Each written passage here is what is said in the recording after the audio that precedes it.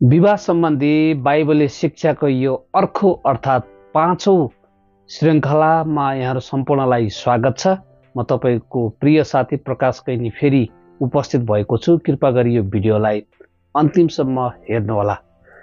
यी दिनहरूमा हामीले विवाह सिरिजहरू बनाउँदैछौँ। 4वटा सिरिज हामीले सकाएका छौँ भने 5औं भागमा तपाईहरु आउनु भएको छ। यदि तपाईले अगाडिको भागहरू चाहिँ हेर्न छुटाउनु भएको छ भने कृपा गरी अगाडिको भागहरू पनि हेर्नुहोला, ताकि तपाईले विवाह सम्बन्धीको बाइबली शिक्षाको पूर्ण एउटा प्याकेज पाउनुहुनेछ। धन्यवाद। आउनुहोस् आजको यो विषयलाई हामी सुरु गर्नेछौँ। आजको यो 5औं भागमा म तपाईहरुलाई स्वागत गर्न चाहन्छु। फेरि पनि हाम्रो शीर्षक यो छ कि क्रिस्चियन जीवनका प्राथमिकताहरू अथवा क्रिस्चियन विवाहका प्राथमिकताहरू। आज क्रिस्चियन विवाह भइसकेपछि तपाईहरुले चाहिँ के कुरामा चाहिँ प्राथमिकतामा राख्नुपर्छ भन्ने कुराहरू महत्त्वपूर्ण छ। धेरैचोटि हाम्रो पारिवारिक जीवन चाहिँ तहस-नहस भएको हामी पाउँदछौँ। धेरैचोटि हाम्रो चाहिँ बालबालिकाको भविष्य पनि बिग्रिराखेको कुराहरू पनि हामी पाउँदछौँ। धेरैचोटि मानिसले चाहिँ आफूले के कुरालाई चाहिँ बढी प्राथमिकतामा राख्ने भन्ने कुराको अन्योलताको कारणले गर्दाखेरि, ज्ञानको कमीले गर्दाखेरि मानिसले चाहिँ आफ्नो वैवाहिक जीवनमा चाहिँ सबैभन्दा सुरुमा चाहिँ के कुरालाई चाहिँ बढी प्राथमिकता दिने भन्ने कुरा चाहिँ ज्ञान हुँदैन। त्यही भएर यो भिडियोद्वारा म तपाईहरुलाई आज चाहिँ विशेष गरी हाम्रो वैवाहिक जीवनमा अथवा क्रिस्चियन विवाह भइसकेपछि हामीले के कुरालाई चाहिँ प्राथमिकतामा चाहिँ राख्नुपर्छ भन्ने कुराहरू हामी हेर्नेछौँ। विशेष गरी 3वटा कुरा छन्, 3वटा क्षेत्र छन्। ती क्षेत्रलाई हामीले चाहिँ क्रमबद्ध तरिकाले राख्नु जरुरी छ। नम्बर 1, परमेश्वर अर्थात् ईश्वर। परमेश्वर जसले सारा संसार बनाउनु भयो, यावत थोकहरू बनाउनु भयो, मानिस जातिलाई बनाउनु भयो, हामीलाई मुक्ति दिनुभयो, हामीलाई नयाँ जीवन दिनुभयो, हामी उहाँको पुत्र हुने अधिकार पाएका छौँ।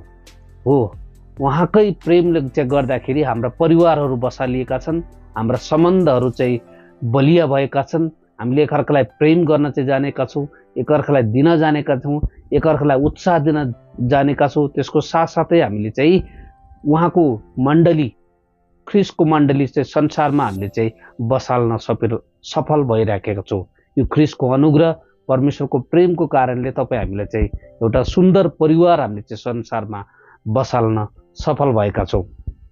परमेश्वरलाई सबैभन्दा बढी समय दिनु हाम्रा निम्ति एकदमै आशिषको कुरा हो, उपहारको कुरा हो। हामी चाहिँ यदि परमेश्वरलाई चाहिँ किनारा चाहिँ लगाएर हाम्रो परिवारलाई मात्र चाहिँ हामीले चाहिँ बढी केन्द्रित गर्दैछौँ भने हामी कुनै बेला पनि हाम्रो जहाज पल्टिन सक्छ। आज हाम्रो चाहिँ पारिवारिक जहाजलाई धेरै लामो समयसम्म समुद्रमा तैरिन दिने हो भनेपछि हाम्रो पाइलट परमेश्वर हुनुहुन्छ।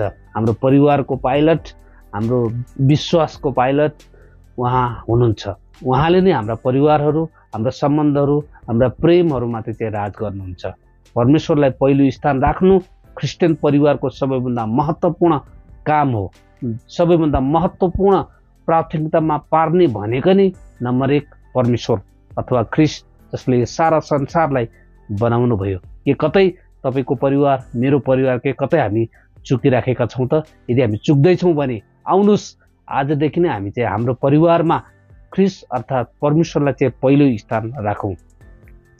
दोस्रो प्राथमिकता परिवार हो। पहिलो प्राथमिकता परमेश्वर हो भनेपछि दोस्रो प्राथमिकतामा हामीले चाहिँ परिवारलाई चाहिँ राख्नु चाहिँ जरुरी छ। श्रीमान श्रीमतीको सम्बन्ध, साथै सन्तानहरू, छोराछोरीहरूलाई पनि हामी चाहिँ समय दिउँ। हामी परिवारलाई दोस्रो दर्जामा चाहिँ राख्नु चाहिँ जरुरी छ। पहिलो दर्जामा पहिलो प्राथमिकता परमेश्वर हुनुपर्छ भने चाहिँ दोस्रो प्राथमिकता चाहिँ परिवार महत्त्वपूर्ण छ। हामीले यी दिनहरूमा परिवारका विषयमा, विवाहका बारेमा, जोडीका विषयमा हामी हेर्दैछौँ। यसमा पनि परमेश्वरको ठुलो उद्देश्य हामी पाउँदछौँ। तेस्रोमा चाहिँ काम, कर्तव्य अर्थात् सेवकाई भनेर हामी चाहिँ भन्ने गर्छौँ।